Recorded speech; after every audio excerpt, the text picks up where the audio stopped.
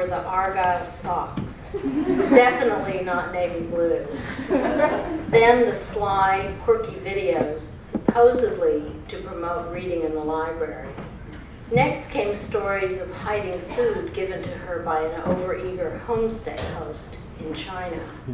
And then her wicked satire, Ed Snowden's Guide to Becoming America's Most Wanted Fugitive. I began to wonder, is it possible that underneath that tranquil demeanor and unfailing graciousness, Hannah Knowles is actually a naughty girl? No. That tranquil demeanor, that preternatural composure, the unfailing kindness and graciousness, that is the real Hannah. But there is this other side to Hannah. As much as she has graced our lives since arriving here in the 9th grade, with her kindness and serenity, her music and her trivia hunting, her luminous writing and gorgeous art, it's that sly humor, that tilt of the head and twinkle in the eye that let you know something wonderful is about to roll off her pen or tongue that I will always think of when I think of Hannah.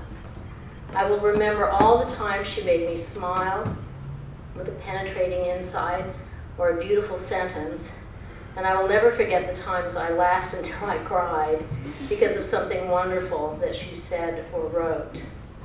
She makes us smile because she just gets things. She is, as one of her classmates put it, a wise soul. She sees into the heart of things. But most importantly, she knows her own heart. And that is why she is always utterly and absolutely and most wonderfully herself. It is my great pleasure to introduce to you the one and only Hannah Knowles.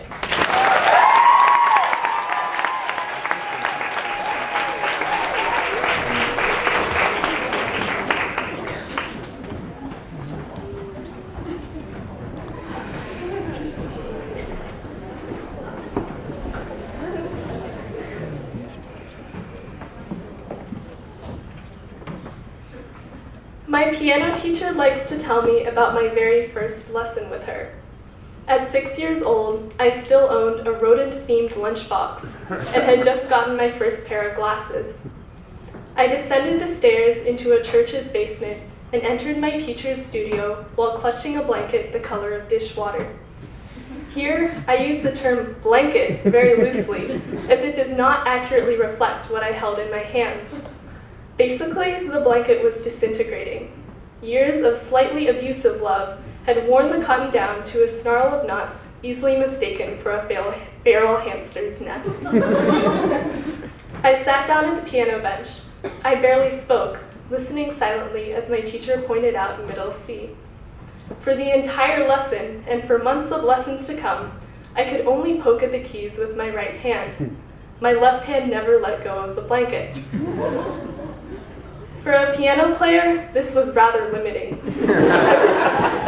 I was the living version of Linus from the Peanuts comics, and it seemed that, like Linus, I might succeed in dragging my hamster's nest around with me forever. I like this story because it captures me as I was at age 6, introverted, painfully shy, and very, very stubborn. I was not ready to let go of either my intensely quiet nature or my beloved blanket. And no one, not my parents, my teachers, or my very patient piano teacher, could pry them off of me. The story reminds me of how far I've come from my blanket-clutching beginnings. Growing up, I was often called a quiet girl, and for most of my life, I fought to leave the quiet girl behind. The older I got, the more I wished I could shed her skin completely and emerge as someone shiny and new, like some weird extroverted butterfly. Sometimes I felt impatient. Inside, I was more confident than ever, but the outside of me struggled to catch up. How do you raise your hand in class when you've cocooned yourself in years of silence?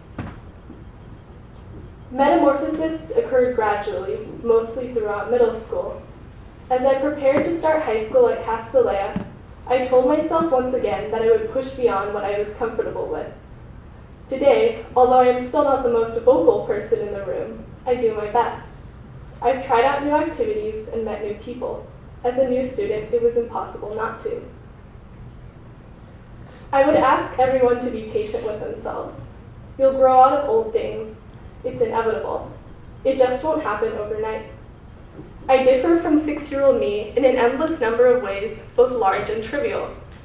I get really excited now about going to bed early. I spend more time doing homework and a lot more time watching TV. My biggest dream is no longer to own a capybara. But at my core, I'm still the same person I was 11 years ago. I've never completely escaped the quiet girl, and I still savor the time when I can just be alone and read a book. I definitely don't party on Friday nights, as my friends can attest. Sometimes I just feel like listening. You may want to change certain things about yourself, and that's okay. If you think it will be good for you, I say go for it. But I hope that you find a balance somewhere between striving towards somebody different and accepting the person you already are. Rather than setting out to change yourself, I would think more in terms of making sure that you aren't limiting yourself. You aren't changing who you are, you're just opening up previously untapped abilities, accessing your potential to be a better, stronger, and generally more awesome person. For years, I let my quietness hold me back. I clung to it so tightly that I couldn't do what I wanted to do and say what I wanted to say. Now, when I think about my piano teacher's story, which I've heard many times, I no longer cringe. Instead, I grin, remembering an old blanket that only I could decide to finally put away. And thankfully, I now play piano with 2 hands. Thank you.